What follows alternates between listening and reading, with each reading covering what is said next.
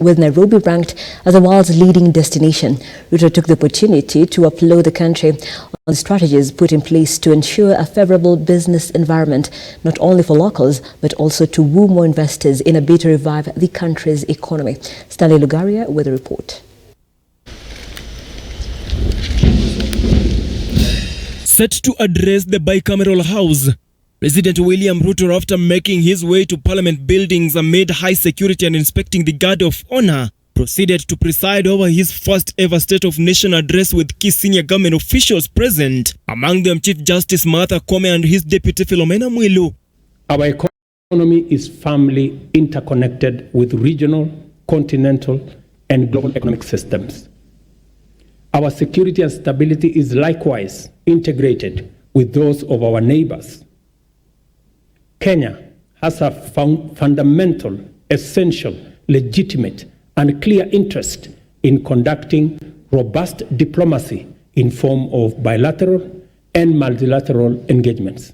In his address, President William Ruto praised the national dialogue that are going on at the Bomas of Kenya, reiterating that the talks provide an opportunity for all to have good environment to run their businesses, revealing that Kenya is one of the world's best business destinations, with business booming after hosting the first ever African Climate Summit in Nairobi, as well as having more than 30 heads of state visiting the country in a span of less than 1 year.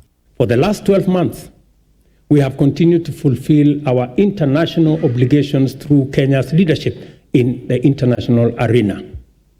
This is underscored by the high-level summits Kenya has hosted and participated in. Kenya successfully hosted the inaugural first ever Africa Climate Summit.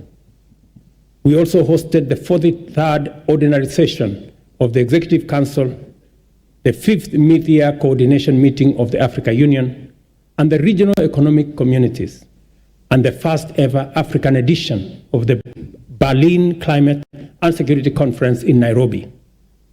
All these summits have brought into our country about 30 heads of state and government and over 30,000 delegates from different parts of the world.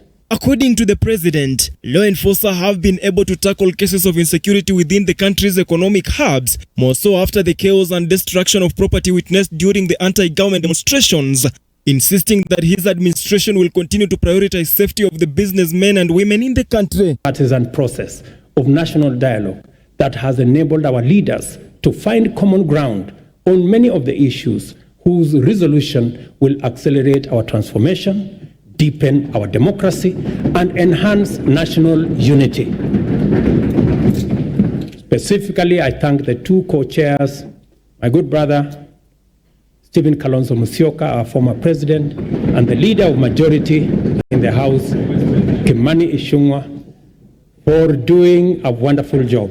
Congratulations, gentlemen. Stanley Lugaria, Look Up TV.